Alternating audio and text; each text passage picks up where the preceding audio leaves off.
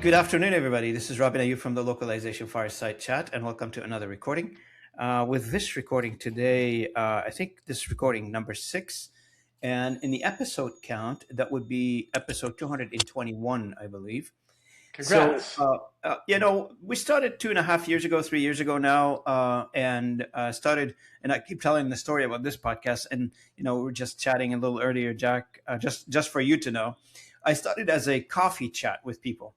And I thought, I'll have coffee chat. Post-pandemic, people are not seeing each other. So I'll just have coffee chat with people and record them. And then I thought, why not? Just let me post them. So I started posting them. And the only person I hoped will watch my video was my mother. So I went to my mother's house, to my parents' house. They have a smart TV. I put the YouTube, app on their TV, and thinking that my mother lives in Nova Scotia, a 2-hour flight from me. So it's not close to my house.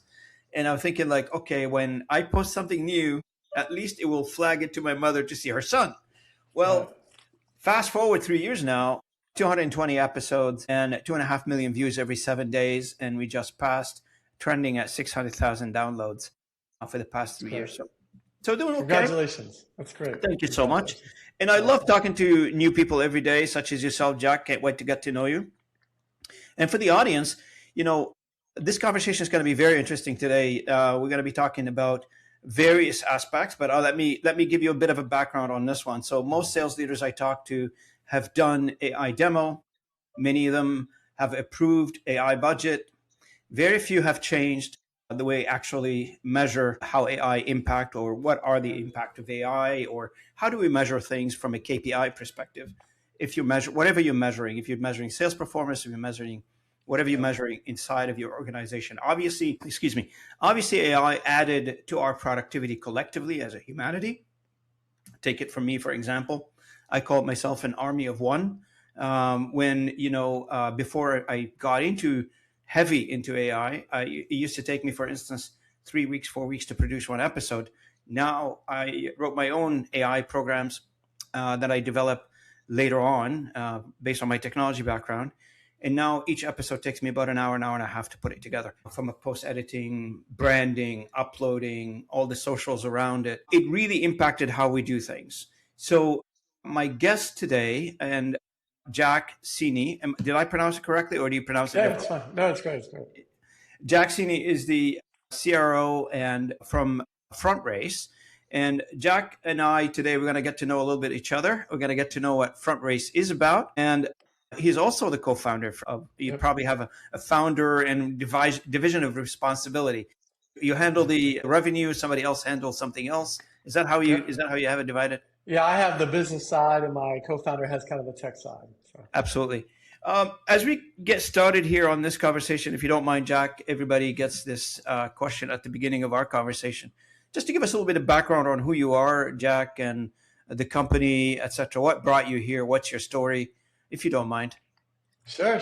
I appreciate it. Thanks for everybody. Thanks for tuning in. Without boring people to tears about my background, quickly, I started my career as a civilian with the U.S. Navy, and I was on the Blue Angel program. So if you're familiar with the Blue Angels, came right out of school. I worked on the F-18 fighter jet program for the U.S. Navy for 4 years. I went and got my MBA at UCLA, and then came back and worked for PricewaterhouseCoopers as a consultant in the .com era in their practice out in California.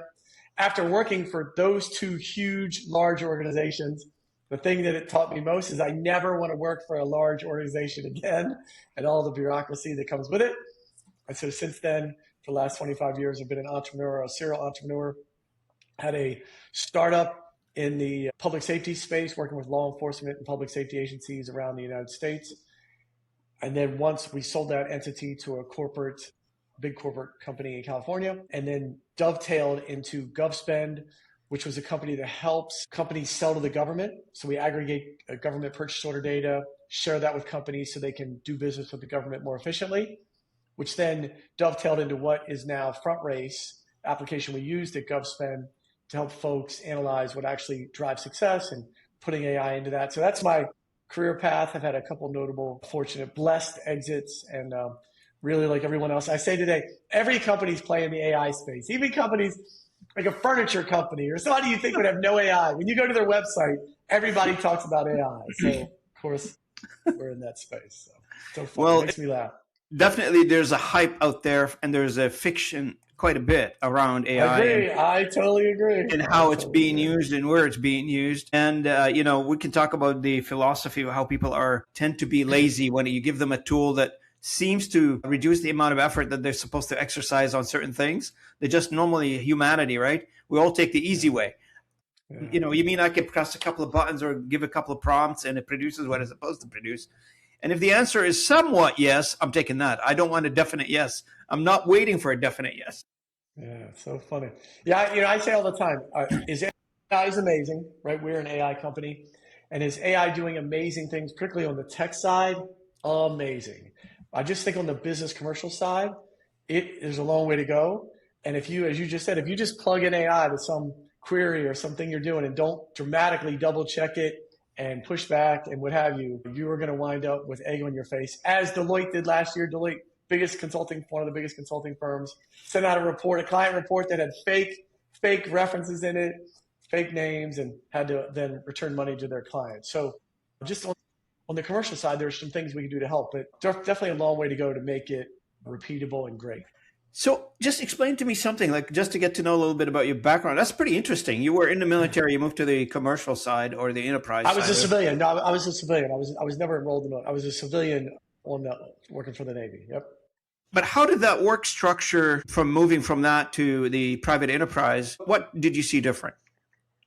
Yeah, I would say in the most loving way, whatever stereotype people have about what government looks like and working inside the government, I would just say most of that's true. Watching that happen is really frustrating. And so, again, working for the U.S. Navy and PricewaterhouseCoopers, just big organizations have a lot of infrastructure, and they feel like if you present them with a problem and or an opportunity, if they get to it in the next 12 months, you're doing good.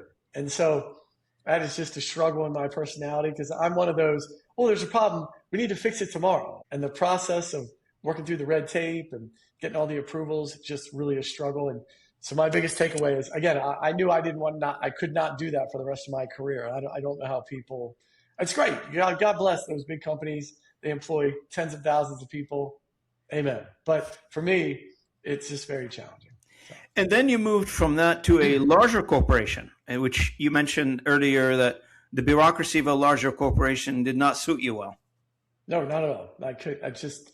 Again, God bless the people to choose that career path. Just hard, hard when you're a frontline person, seeing a problem and seeing a semi-obvious solution, not being able to implement that because it's got to go through the cycles and the chain of command and HR approval and new documents and blah, blah, blah, blah, blah, blah. So just very challenging. And so, the other thing I found surprising about you is you founded 7 companies. Is that true? It is. And can you talk a So little bit about that? sure. I mean, of those 4 real venture-backed companies, one is a real estate investment company I do personally. And then my wife and I have had 2 retail operations. She owned a couple retail franchises, and I had a retail painting company. So those are the 7. Of those, 6 of the 7, let's see, of the 7, yes, 5 have been successful, 1 not burned in the .com crash, and 1's in flight now with FrontRace. So feel very fortunate in my entrepreneurial journey.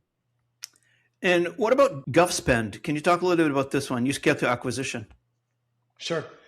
Yeah, so GovSpend still operational company today. It literally, I believe it's one of the dominant programs in the government tech gov sales space. And so what GovSpend does, it aggregates all of the purchase orders from government agencies around the country. So imagine whatever city you live in, and Canada as well, but in the US, if you say the city, the county, aggregates all the purchase orders into one database. So imagine a company like Dell, if you were a Dell sales rep and Texas was your territory, and you have a sales call tomorrow at the city of Austin, you could literally go in and see every computer the city of Austin's ever purchased, who they bought it from, and what they paid, right? So with that kind of almost insider knowledge of the operation, you can then assess how big of an opportunity is this. If I'm selling Windows and they're on iOS, probably a dead. When did the last time they bought computers? Are they at the end of life? Are they expanding? Are they contracting? So we did that at a wide swath across the country, and then fortunate enough to sell that organization to a private equity shop at the end of 2020. How did you get access to the data? And that's the hardest thing to come by. Yeah, well, because it's the government agencies, you'd think about it as a massive freedom of information request, The public records request, right? So imagine a massive, ongoing, every single day public records request to government agencies. So what was popular about 15 years ago was this big data problems. Like AI is everywhere today. About 10 years ago was the big data. Like everybody was talking about big data. Right. How do we aggregate, bring together, and normalize data? That's really the key. So think about at the government, if you're just saying you want to look up iPad purchases as a thing, if you want to look, hey, how many iPads have been purchased this year? But imagine in a government purchase order, that could be described an iPad, an Apple, it could be called a tablet, it could just be called a digital device. Handheld device of some sort. Right. So it wasn't just the data, it was then normalizing the data. So an apple was an apple was an apple on each item. And so really, you almost have to have your own dictionary. Very much so. The process to I can describe it really easily, but the process to both get the data in a mass scale and bring it together and normalize it was an enormous undertaking. And you probably built it before all the AI data manipulation took place. So you probably did it on SQL or something. Yeah, AI was not even a thing. Come on. You're talking 15 years ago. Do you know Tom Embergy? Who? Tom Embergy. Do you know him? I just spoke to him on a past podcast here. He runs UNA, which is a government software service company. He's based in Orlando. I can't place it, but I have to know. I lived in South Florida. So I lived near Orlando and in South Florida for 20 years. So I'm sure we know each other. I just had a fascinating conversation with him about, government and, RFP management and software around, not just RFP management, budget management, etc. Yeah. So that's what the company does. I'm sure Tom knows of and utilizes GovSpend. So. Yeah, I probably know. He's probably very familiar with it. Yeah, that platform is super unique, very proprietary. To bring that data set, no one has that. To bring the purchase order data together, a lot of people have. Just to clarify, a lot of companies offer RFP data because the agencies push that out. I'm not talking about RFP data. Does GovSpend have RFP data? They do. It's publicly available. So the ability to ask for, aggregate, and normalize purchase order data, like intricate. Imagine for you as a family, imagine your checkbook. And if you had everybody's checkbook in America, what they spent, who they spent it with, and how much they paid. Powerful information. It's really amazing. Powerful information. Now, let's talk a little bit about FrontRace, if you don't mind, Jack. What problem does it solve? God, it's such a loaded question. We only have an hour? No. You probably could sense. I can segment it for you if you want. Well, my little drive-by would be, I think everyone's the elevator pitch. Yeah, if you're on the commercial side, you feel some pressure to put AI into your operations, right? If you're head of a CRO, a head of client services, you feel this pressure that we have to automate something and get ourselves in the AI game. And I think what happens today, if you studied anything about the last year, a lot of companies spent a lot of money in the U.S. I think they said $650 million last year. 90% of that was never promulgated across the company. Nothing. The ROI wasn't there, and so really a lot of money.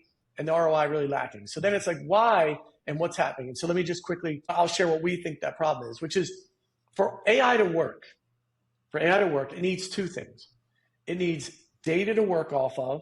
So forget the open data. When you use OpenAI or Claude or, if you use ChatGPT, I don't care, right? That's just pulling from open data. But as Larry Ellison said the other day, the magic for your company to be great is your company data, right? What's happening in your company, historical data, what's worked, what hasn't worked, pricing changes, all the data you've had internally, but most companies don't have that, one, aggregated, and two, don't have it normalized. So that's our background. So we approach a company, whatever systems they have, we don't replace any of them. We aggregate the data, normalize it, and make it now the ability to analyze it, right? So most companies don't do that. They just slap AI on top of their broken data, garbage in, garbage out. Bad. So once you have the data, the second piece is understanding the process flow that your people do, whether you're in client services, if you're in sales, if you're in operations. You typically have a manual that you say, if you hire a new sales rep, and you go, here's our sales manual. It's 22 steps to sell our product. And the reality is it's really 79 steps or 54 steps. There's all these things that human beings do in between that are not documented. Answering questions, sending information, building rapport, all this stuff, it's not documented. So then imagine, again, you hire an AI agent, you tell it to do the 22 steps that are in your sales manual. The reality, it's 50 steps. And so you wonder why the agent's failing. And you're like, yeah, the agent's failing because you only told it to do half of the steps that your sales rep's doing. And by the way, not of ill will, but you don't even know that's happening because the human beings are answering questions, responding to stuff on the fly, right? So just a level set, getting the data together, normalizing it, understanding what your process flows are. Those two things have to be done well before you slap AI or any other automation into your company. And we believe that's where companies are failing. So FrontRace helps with both those. We're going to help aggregate your data, normalize it, make sure it's great. We're going to help you understand your processes. Not that you tell us, we're going to tell you from our data connection what the processes really are, because we're going to have all the connection points. And then we help you put AI into the mix. What things are automatable? What things can you start to get more efficient in? And the last piece, so that makes sense. The tools we're using today are going to constantly change. The things we're using today are going to look like AOL on the internet 5 years from now or 2 years from now, right? 2 years from now. So we want to give you a foundational analytical foundation. You can plug any AI tools in over the next 5 years. And so that's our goal, to help companies really use AI at scale to get the right answers. Now, I did a presentation not too long ago, last Friday. I run something called the AI Exchange Networking event. It takes place on Fridays at 9 o'clock. And this is where I get global leaders from everywhere talk about use cases for AI, what are they seeing in their environment, et cetera. Yep. One of the most common thing that I continuously see is people, you alluded to it earlier, but one of the fundamental things that people are not really diagnosing very well is their internal processes. Because the new technology that it's upon us now and we're using it today or contemplating using it, it's making us think. Because most of the processes that we currently have are designed in an era where we did not have what we have today. So bolting technology on top of an old processes, in a lot of cases, it's like trying to put a nice shiny patch on an old robe, for instance. Amen, Robin. Amen. Preach. Amen. Preach. So one of the things, I did like a 21 slides on this thing presentation last week on this one. Why are we accommodating current processes that a lot of times you look at it and say, do you actually need to do this? Yeah, but that's always how we did it. Well, that's not a good enough answer. Yeah, but so in our perspective of the world, there's three buckets of AI things that are happening right now. There is the free or $20 ChatGPT Claude thing that you're doing at night. People are right. No, they're just $20. The free version of all the front-facing LLMs, or pick Gronk, whatever one you love. There's that out there. People are exploring with them, personal life, professional life. There's that. There's what you're talking about, I believe, which is there's solutions that companies already bought. And every solution they've already bought, especially with technology, has what? Added an AI module, right? Every single solution has added, here's our AI module. Of course, that's how they do it. Every software company out there, just to put the AI next to their name, they're just bolting AI to it. Yep. Here's our AI thing, right? And then the third is net new companies like ourselves that are kind of all net new. How do we get to what you're talking about? Transformative, long-term change. And so those are three buckets. And, the answer to your question from my perspective is because companies already bought these things in the middle, a CRM, a video conference tool, a email system, a RevOps system, and they don't want to throw that money away. So they're consciously just accepting this little AI module instead of trying to get the full benefit of what it could be. And so it'll be a rude awakening over the next couple of years as folks try to go from what they've had and done, as you said, and developed over the years to what could be, and how amazing, how we will work, just say 5 or 6 years from now. It's going to be amazing. So in your note to me, you said you help companies move past AI hype into meaningful changes. What does meaningful changes actually look like in the first 90 days? Oh, it's great. Again, this is going to go against probably all, you said you've done a couple podcasts. This is going to go against what everyone's saying right now. Listen, if you're listening to this, my biggest encouragement to you about AI is don't do AI right now. That would be my encouragement to you. So that's going to go against what everyone's thinking. Listen, I would just say this. If you're a company of any size and you're able to get to January 1st, 2027 with unified, cleaned up data and a full understanding of your workflows, you are well ahead of the game, right? There's this rush to like put an AI thing in. Any AI we're using now in Q2 of 2026, again, is going to look very antiquated 12 months from now. So in my mind, there's no rush to put an AI thing. What people don't want to do, again, forget the data that the LLMs are using. They're using all open data, whatever's out on the internet. It's your data. The magic, if you've been in business for 5+ years, the magic to all of your problems, the answers to all of your questions are in your data. They are. The problem is part of it's in your CRM. You might have 2 CRMs because you changed systems 3 years ago. Some of it's in your email system.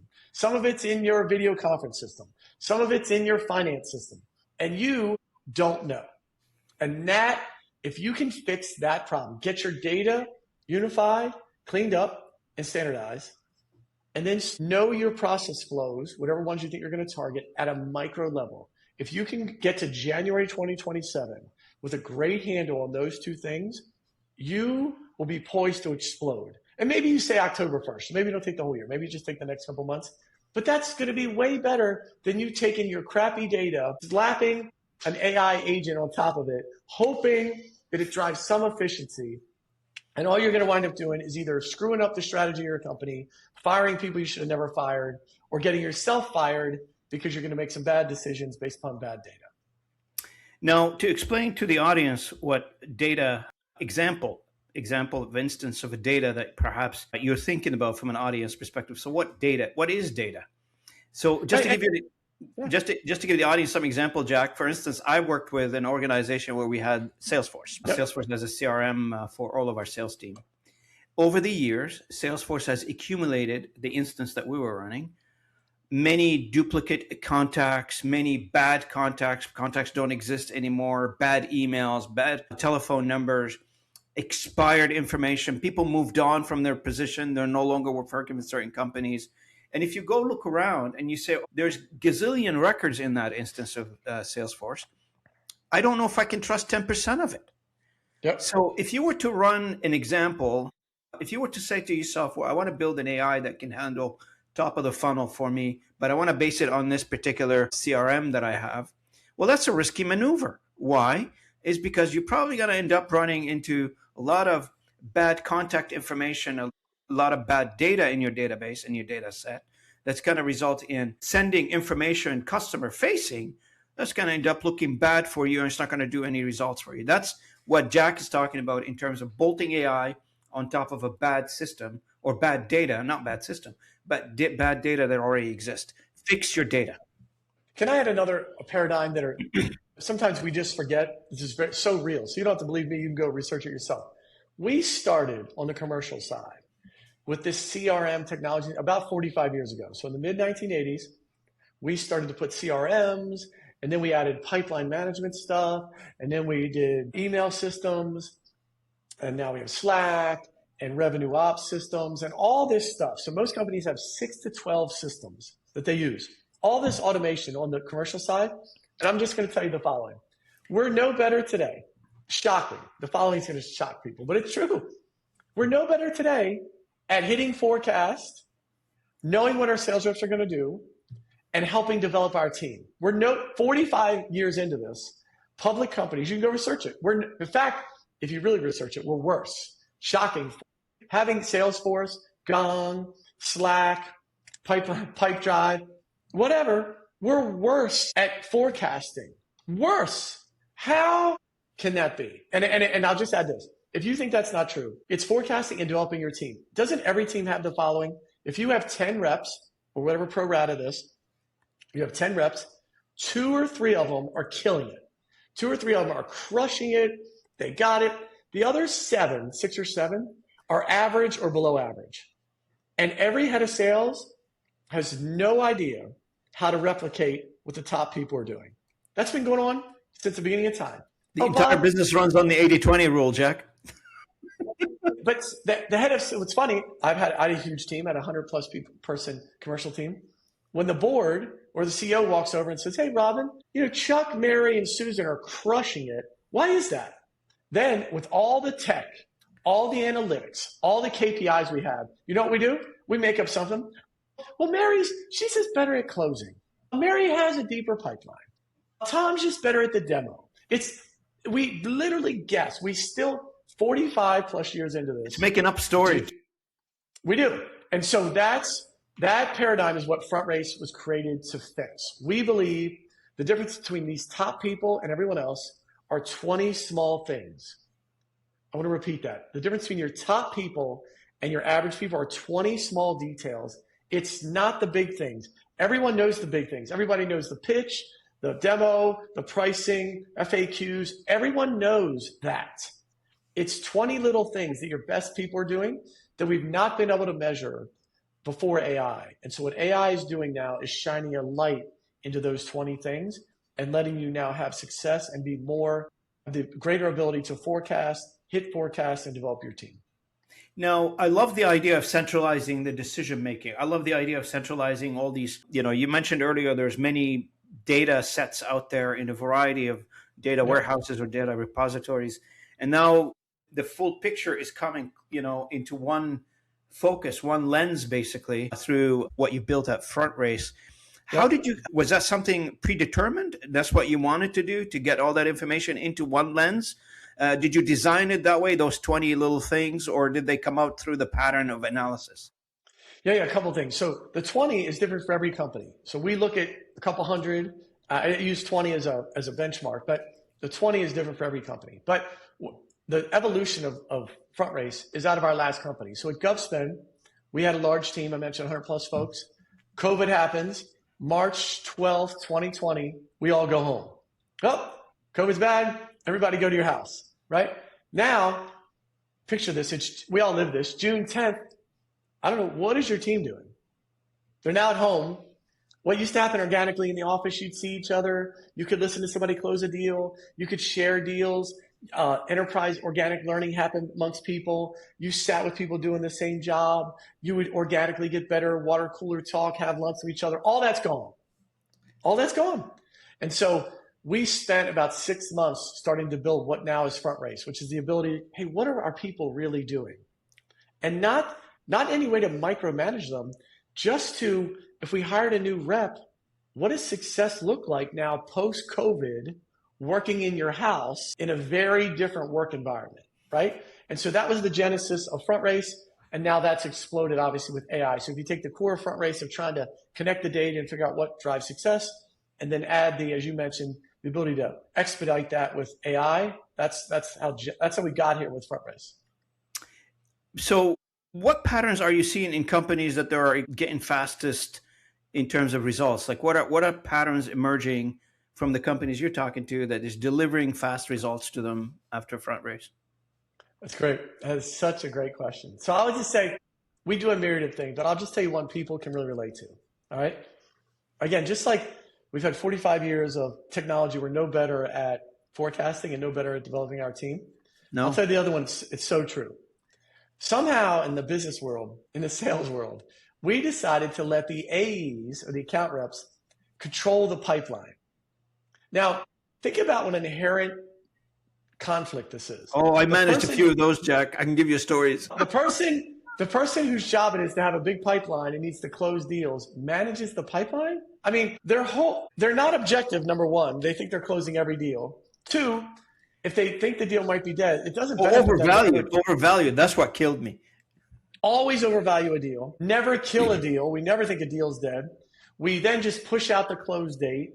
We then change the dollar of the deal, right? The value of the deal, the probability it's going to close. Like, it's ridiculous. And the velocity of the deal. Some deals are still in the funnel since, I don't want to say anything, but a long time. No, seriously. And we're asking the person whose job is evaluated by, hey, how big's your pipeline, to manage that. It is ridiculous. And so one of the things we do for companies is give them imagine a web page that had every variable about a deal. It's almost hard to describe. But all those, not only did a deal change, why did it change? That's what's lacking in all the CRMs and all the systems you have today. It's not that a deal got delayed or doubled in size or got halved in size. The question is, so we get better next time, is why did that happen? And it's God bless Salesforce and all the CRMs. You know what they tell you? They have no idea. All they can tell you is that, oh yeah, the deal was originally 17 grand and now we just closed it at 12. And you're like, well, why is that? I don't know. And so the magic, the information, it's in there. Why did we change the deal? Did the client change? Did they run out of budget? Did we not talk to the CEO? Did they buy another system? Did the number of people go down? Unless we understand why deals get elongated, get shortened, increase in value, decrease in value, was the cast of characters right? Unless we understand why it's happening, we're just going to repeat whatever. Same insanity. It's ridiculous. Right. And I'll just say the following. What's weird in the business sales world is we want, as managers and leaders, we want to have a Salesforce dashboard, a CRM dashboard that has KPIs. I want 7 KPIs. So we want standardized metrics, okay? For, let's say you have a sales team of 10 people. We want standardized metrics for calls, emails, demos, pipeline. But all your reps are different. They all have different strengths and weaknesses, right? And every deal is different. Every deal has, are they big? Are they small? Are they enterprise? SMB, small, and we're asking for standardized metrics on deals that are all custom. How broken is that? I want the same KPIs, but every deal is different and every sales rep's different. And we know it. You've managed teams. You know one sales rep who's very personable, good at building rapport, great at building their pipeline. You know another sales rep that's great at demos the product, great, knows where all this stuff is, great. You know another one that's great at closing. They're great at doing but they're not all good at everything. No. But we expect the same metrics across the door. And to close the story, what AI does, what AI is amazing at, we can now give custom metrics to custom deals and still feel like we're managing the team. And that's going to be the magic of AI, what it's going to deliver. It doesn't have to be the same KPIs across the door. If you have a team of 50, forget about it. I mean, it's ridiculous. So that's the magic that AI is going to bring to the table. Now, we're going to get into a little bit in terms of how do we manage forward. And you brought it up earlier. You got like the 20% of your team is doing well, but 80% is not doing that well. And as a sales leader, your job is to figure out, how do I bring these along, or how do I even out not everybody's going to be like at the same level, but just keep inching them forward and from a performance perspective. Right. And how do companies do that today? When you ran a team, if you had your job. I mean, you probably know that already. There's two. I'm sure you know that already. There's 2 ways. A, train them. B, replace them. Well, let's try to keep them. But when we try to train them, what do we do? When we try to train the 80%. Oh, we buddy them up with the guy that is doing. That's what we do. We literally this is so broken, because what happens, we know this. If you're a sports fan, you know that Michael Jordan can't train somebody to be Michael Jordan. LeBron can't just be like, you know what, just do a 360 dunk and then sky off the backboard. And you can't. It doesn't work that way. So for years, I'm guilty too. So I'm yelling at myself. Years, we find the top people. We say, can you train everybody else? They don't know how to train people. It's instinctual for them.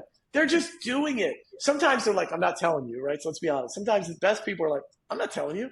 But if they're good, wholesome, goodwill people, I've had our best people train the rest of the team. And at the end of that training session, people are like, I don't know, what just happened?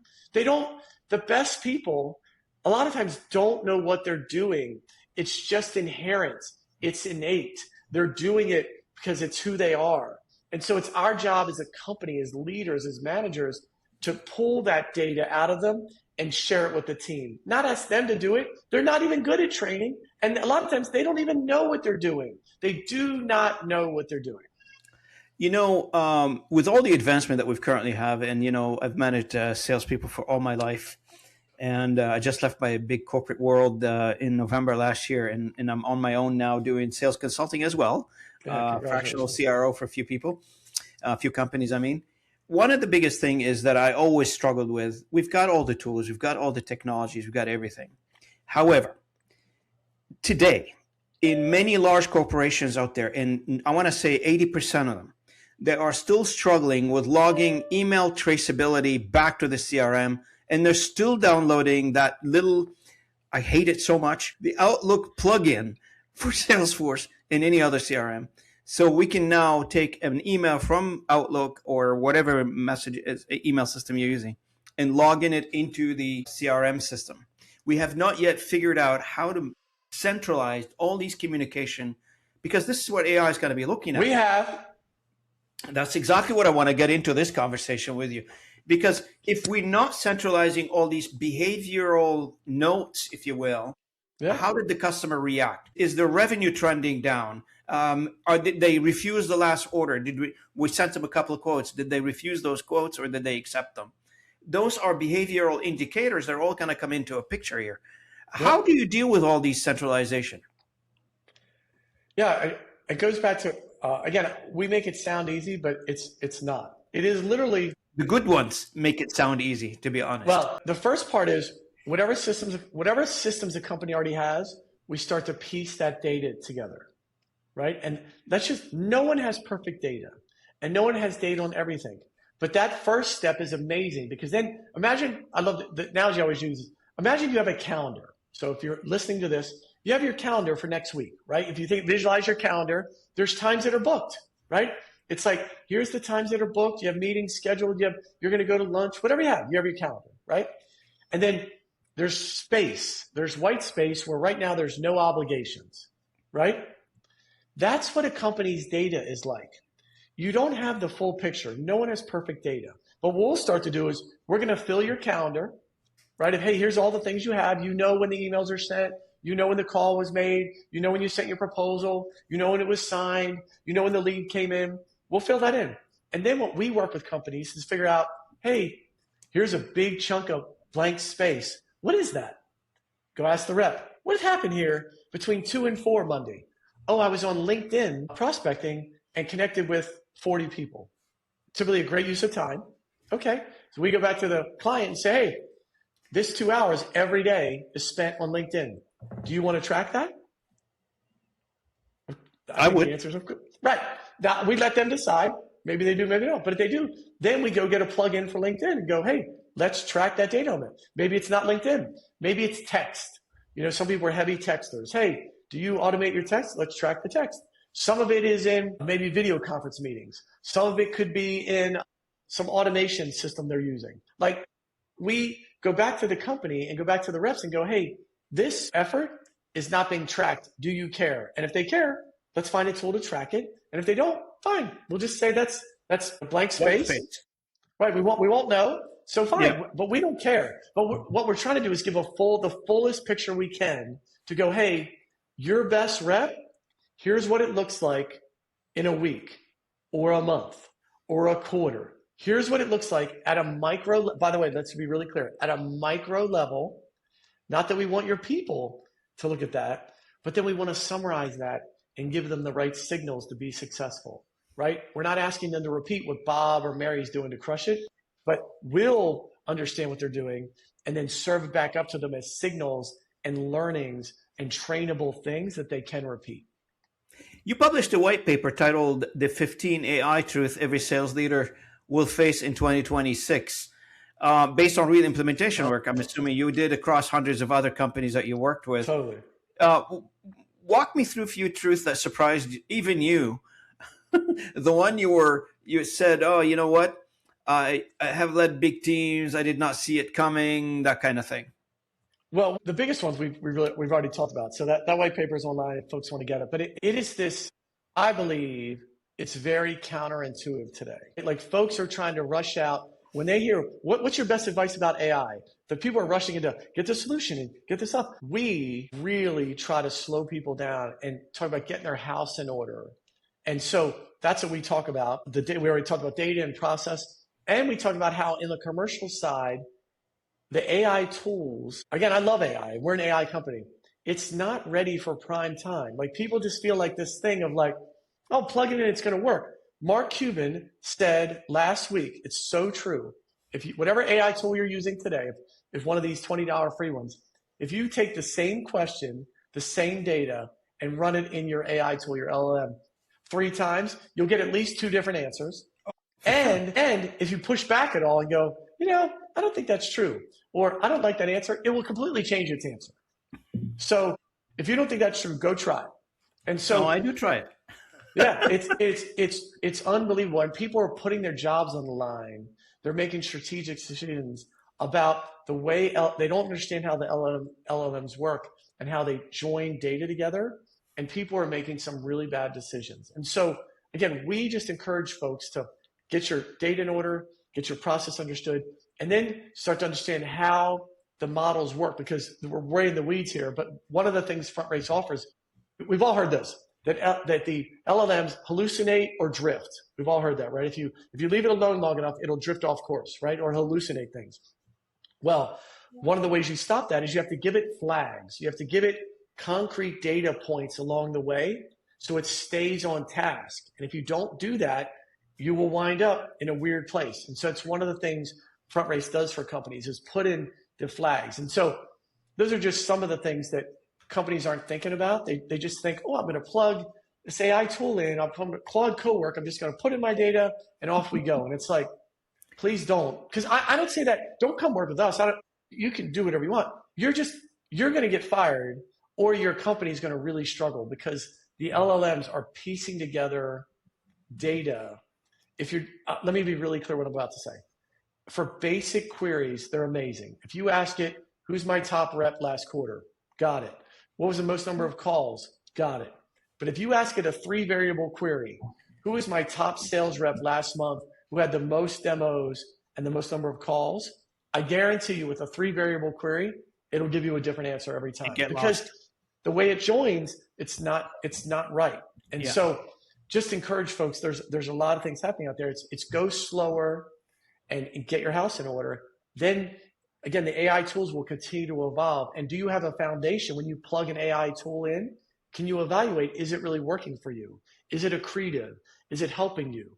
If not, if you're just throwing it off the cliff hoping it works, that's what companies did $650 million of last year, and almost none of it paid dividends.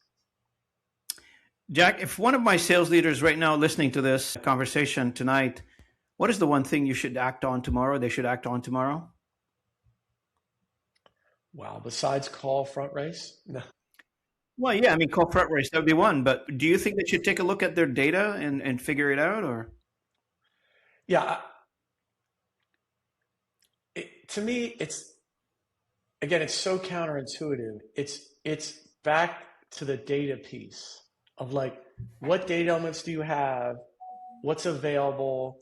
And can you aggregate it in some way? Do you have the skill set and the system to do that? That by far, we know this. It's garbage in and garbage out. Garbage out, yeah. So, and by the way, I know that's going to bother people because every person we talk to day one says, I got it.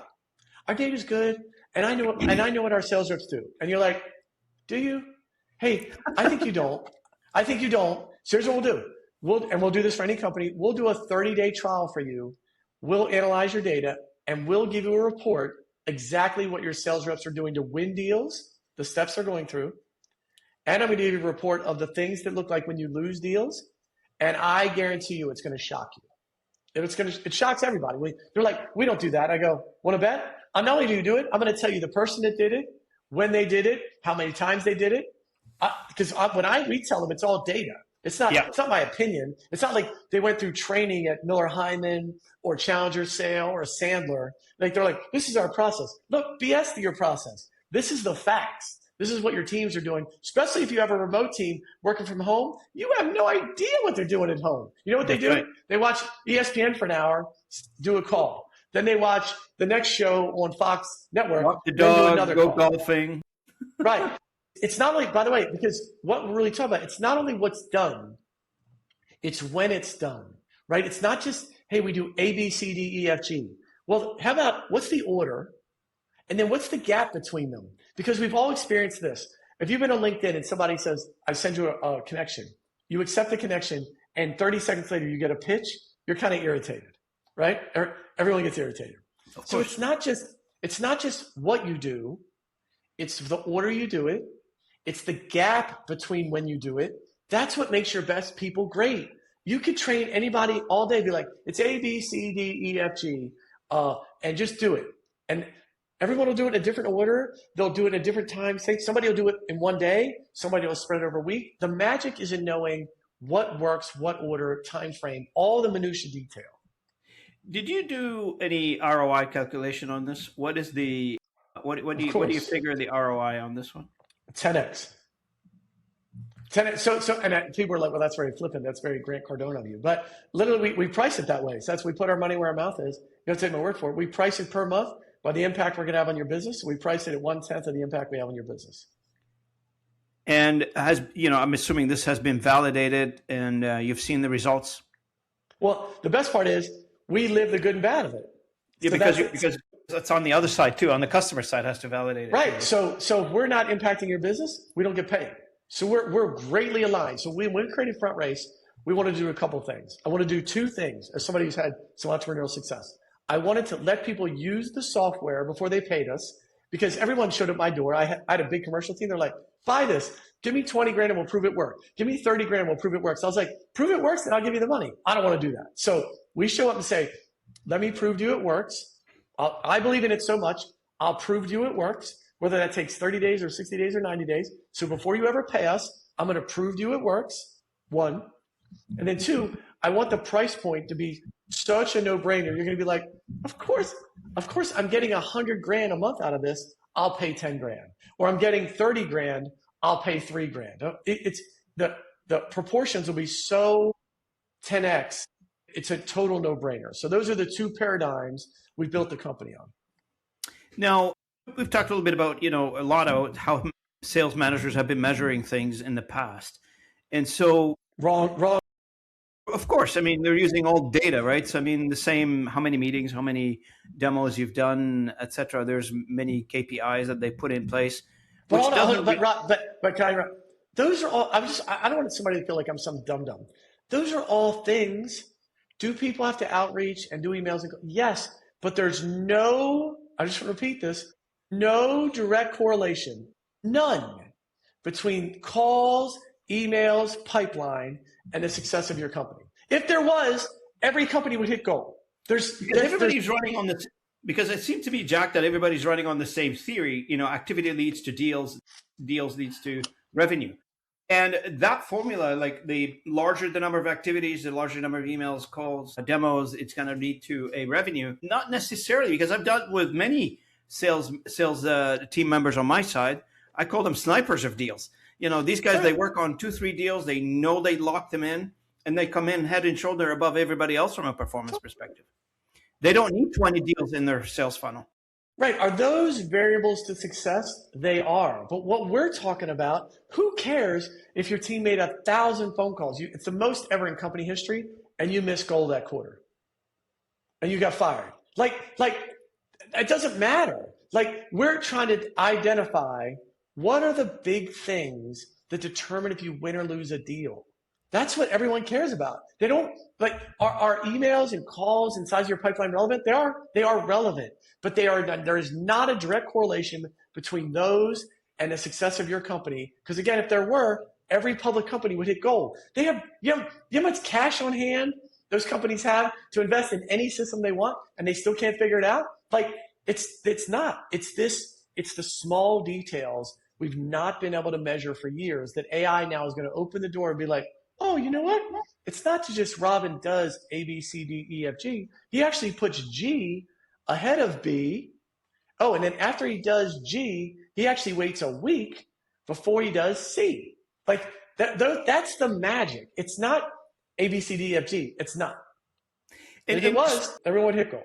Of course. But now that we've learned that, I'm just trying to walk through the process here with the audience. Yep. Now that we've had this learning, that new evidence, if you will, through the FrontRace discovery or whatever you want to call it, data analysis, what do we do with this? Can we create training programs? Can we feed it to somebody in a way that they can consumable, they can be alerted to? I have no idea. How does that work? Yeah, so the deliverable on our end is really a web page, right? And so it's different for a manager than it is a frontline rep. So as a manager, what we serve up to people is, here are the 10 most important things you can do today. Not your opinion, statistically over the course of your company for the success and failures, here is the 7, 8, 12 things you should do today in order of most important to least important. That's as easy as it comes. And then we do the same thing for each rep. We could say to your rep, today, you need to send the document you promised Bob 3 days ago you'd send him. You need to send him the proposal, right? We do the same thing for the reps. Based upon your pipeline, your deal flow, and what you're working on, here are the 7 things for you to do today. Here's the top 10 things. What order and what priority? That's the deliverable of like, not just an innuendo, analytically. You're basically nudging them, basically, I'm seeing. An exact list, and not a nudge, an exact list. Statistic. The analogy, if you're a sports fan, is that movie Moneyball years ago that the Oakland. Yeah, I remember that one.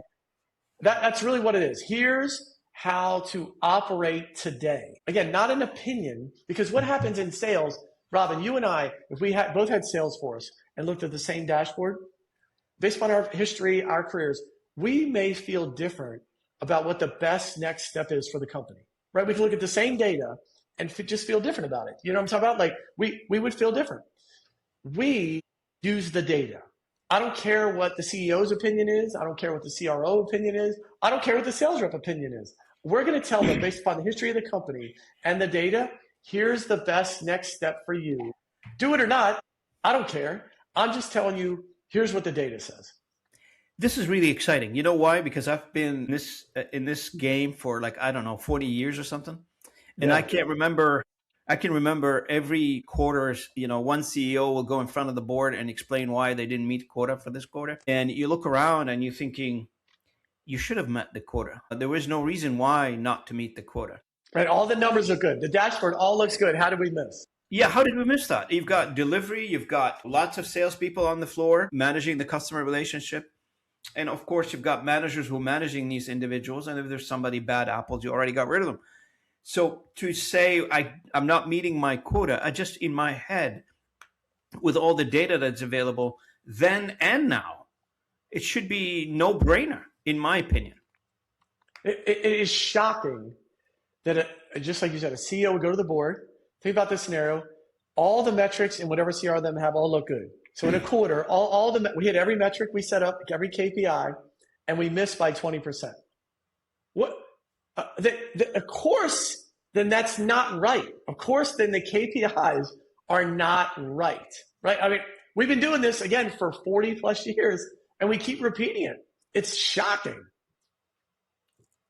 Is there a version of this conversation where people would tell you, "Hey, I just trust AI"? What do you say? Trust AI? Yeah. I distrust AI, of course. This thing of what are we going to be? Robot and AI run over? Some of that. Are we going to lose jobs and people are going to have to get retrained? Yes. Just like when the computer showed up, the internet showed up. Are things going to change? They are. But there has to be, a human in the loop is kind of the term you hear in the tech world. Jack, most people are losing, laying off people preemptively before they even achieve anything. Listen, that's one of my little soapboxes in the white paper of we've never seen this. You and I are old enough. In the history of public markets, when a management team has a big layoff, a management team has a rift, a public company does a rift, right? We're going to fire 10% of our team. In the history of business, what happens? Their market cap goes down, and normally part of the management team gets fired because the analysts say, you don't know what you're doing. You just fired 10% of your team. You obviously don't know how to manage the business. You overhired. Somebody needs to be fired, and your market cap goes down. And what's happened the last 6 months? The exact opposite. When you announce a 10% firing, your market cap goes up. The valuation of your company's gone up 8 to 9%. Is that the EBITDA relationship? Why it's going up? No, I think it's related to the EBITDA, right? So as soon as they fix the EBITDA, yeah. I don't think they care. I think the market it's like a run on a bank. The market just wants to hear you're investing in AI. It's like the .com era. Is anyone looking at the EBITDA number?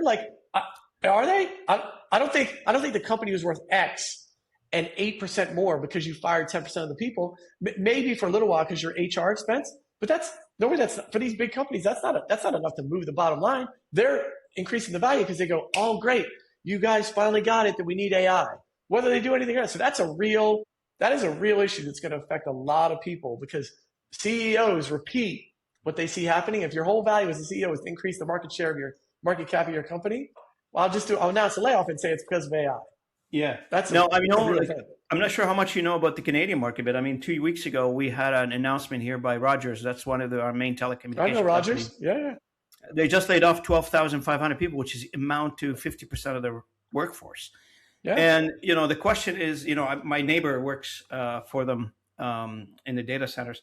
And so he got laid off. So the question is, who's running the show now? When you take 50% of your workforce out, as a customer, I'm asking, like, are you going to provide the service? That's service impacting. That's not like 1 or 2 or 10% or 5%. When people make, IBM did the same thing when Codex went up, the new release of coding. So, we don't need all these coders or these programmers. And they restarted the hiring again. Like, people are making mistakes. I just can't believe it. It's to go back to your question, is the AI untrustworthy? Yes. The leaders of the AI movement, Sam Altman et al., will tell you, I don't know what it looks like 5 years from now. So yes. So it's again, to me, that just makes the point we try to sell people. You're rushing into something that no one really knows what we should be. And so looking back, we all do this today. If you have a friend and you say, hey, what's your email address? And they go, jacksiney@aol.com. What do you do to them? You go, what? You have an AOL account? What? Are you insane? Right? And so that's what's going to happen today. What looks like amazing in the AI world today looks amazing. You're like, how could it do this? How could Claude Cowork be so great? It's going to look so antiquated 12 months from now. And so it's to go slow, get your data ready, get your company ready, right? And that's my biggest encouragement for people. And that whole self-learning, that's what you're talking about, that the technology today, it's self-learning. It's learning from all of us. Yeah. We're becoming the living lab of the entire platforms of various AIs. The more we engage with it, the more it's learning from us. It doesn't matter right or wrong. Amen. But it's synthesizing all that information into its brains. Now, I want to, we're just running up to the hour here. I'm enjoying this conversation. I can talk about this for another hour. To be honest with you, it's my favorite topic. Did we cover everything that... First hour is free, Robin. Second hour is a fee. No. Oh, yeah? I was going to say the same thing, but here you go. You beat me to it. Typical sales guy. I love you. This is good. I'm kidding. Excellent. Did we cover everything you wanted to cover, Jack? Yeah, I appreciate it. Again, folks need help. We're just one of a resource, right? And so my push is to have folks just think differently and not get sucked up into what you see on LinkedIn and what you see on X, the platform. So much of that is fake. Are there one-off solutions of people micromanaging AI on the commercial side and having success? There is. But a vast majority of companies are struggling to get a real ROI. It's because some of their foundational things are not in order. And so that's what FrontRace is designed to help folks. And if you need help in that area, reach out.